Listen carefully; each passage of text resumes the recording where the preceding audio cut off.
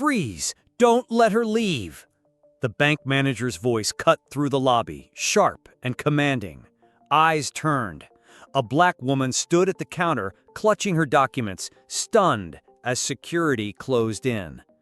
To him, she was nobody, just another face he assumed didn't belong in a place like this. He smirked, dialing the FBI, certain he was doing the right thing. But in less than 10 minutes, the world inside that bank would flip upside down. Forever. Have you ever been judged before they even knew who you really were? Tell us in the comments. It was a quiet morning, the kind of day that carried no warning of what was about to unfold. Naomi, a hard-working woman in her early 40s, stepped into the city's downtown bank. She was dressed in her usual professional style. Nothing flashy, nothing to draw attention. Just a woman handling business like anyone else. To strangers, she might have looked ordinary, but to those who truly knew her, Naomi was anything but. Years of relentless dedication had built her into a quiet force of resilience and success. She walked with calm confidence, her papers neatly organized in a leather folder. This wasn't her first time here, but it was an important visit. Behind those documents were transactions that could change the future of not only her own investments, but also the lives of countless people who depended on her. Yet no one in that lobby saw her worth. To them, she was just another customer waiting in line. Naomi had grown used to being underestimated. From boardrooms where her voice was ignored to restaurants where she was the last to be served, she had learned how to carry herself with grace. But even grace has its limits. Even patience runs thin when dignity is stripped away in public. As she approached the counter, she noticed the shift in the teller's demeanor. Eyes narrowing, smile fading, tone tightening. A glance at her ID, a pause, then whispers to the manager. Something inside Naomi tightened, but she stayed composed. She had seen this play out before. What she didn't know was that this time the assumptions would spiral far beyond a single slight. The manager's decision in the next few minutes would set off a chain of events that none of them were prepared for. What would you do if you were in Naomi's place? Calmly standing with proof of who you are, yet treated as if you didn't belong. Before we continue, don't forget to like the video and subscribe for more powerful stories like this. The whispers turned into stares, and the stares into action. Naomi stood at the counter, her folder open, her documents neatly laid out. Yet the teller barely looked at them. Instead, she leaned toward the manager, her expression painted with suspicion. Within moments, the manager stormed over, his voice low but laced with authority. "This doesn't look right," he muttered, loud enough for nearby customers to hear. Heads turned. Naomi felt the weight of every eye on her. He hadn't checked the details, hadn't asked a single clarifying question, just assumed.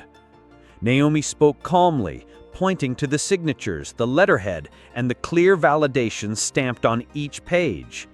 But the manager wasn't listening. His eyes scanned her, not the paperwork. Her skin, her presence, her quiet confidence, it was enough for him to believe something was off. Then came the moment that made Naomi's heart pound. He picked up the phone. "Yes, I need immediate assistance," he said, his tone grave, as if he had uncovered a crime. "Possible fraud! Send federal agents!" Gasps rippled through the lobby. Security guards shifted closer. Naomi's pulse raced, but her face stayed composed. She had faced ignorance before. But this was an attack on her very identity. Minutes dragged like hours. Customers whispered, some pulling out their phones, recording the scene. The humiliation burned, not just because of the accusation, but because no one stepped forward. No one dared to question the manager's judgment. It was easier to assume the worst of her. Naomi glanced at the glass doors, calculating, should she leave? but the guards blocked the exit. Hands near their radios. If she moved, it would confirm their false narrative. She was trapped in plain sight, a criminal in their eyes without a crime committed. The tension thickened as sirens echoed faintly outside, growing louder. People pressed against the windows, waiting to witness her downfall. The manager straightened his tie, puffed up with pride, certain he was about to be praised for catching a fraudster. But what he didn't know was that Naomi's truth was about to dismantle every assumption he had made, and in the next few minutes, the entire room would be forced to see her in a way they never expected.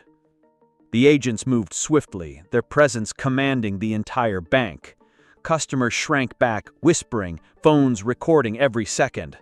Naomi stood motionless, her folder still in her hands. The manager grinned with satisfaction, convinced this moment would cement his authority.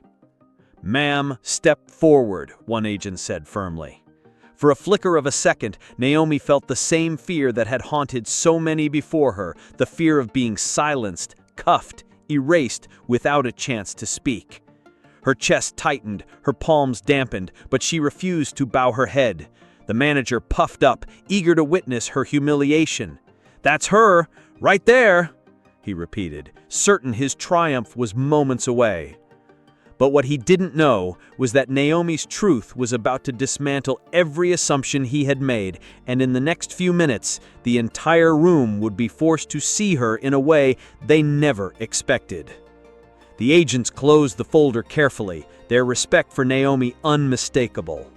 One turned to the manager, his voice sharp and commanding, stripping away the arrogance that had filled the room minutes earlier. "Do you realize who you just tried to accuse?" The manager stuttered, his confidence shattered, his excuses collapsing before he could form them. Naomi didn't raise her voice. She didn't need to. Her silence carried more weight than any argument. She stood tall, her dignity intact, while the very people meant to drag her away now treated her as an honored guest. Around her, the crowd of customers shifted uncomfortably. Many who had whispered and assumed the worst now lowered their eyes in shame. The manager's power dissolved in real time. What he thought would earn him praise had exposed his prejudice to an entire room and to the countless people who would soon see the footage online. He had tried to strip Naomi of her worth, but instead, he stripped himself of credibility, respect, and authority. Naomi gathered her documents with calm precision, every movement deliberate. She didn't gloat. She didn't seek revenge. Her victory was in the truth being undeniable, in the fact that the same system meant to humiliate her had been forced to recognize her power. When she walked out of the bank, escorted with respect, the air outside felt different. Customers watched silently as the doors closed behind her, each left to sit with the uncomfortable reality of what they had just witnessed. For Naomi, this wasn't just about her, but it was about every person who had ever been judged by their skin before their character. Because racism doesn't always come in loud slurs or obvious violence. Sometimes it comes in a glance, a whisper, a baseless call to authority. And every time it happens, it tells a story much bigger than the moment itself. How many more times will dignity have to be proven before it is simply respected? Tell us your thoughts in the comments.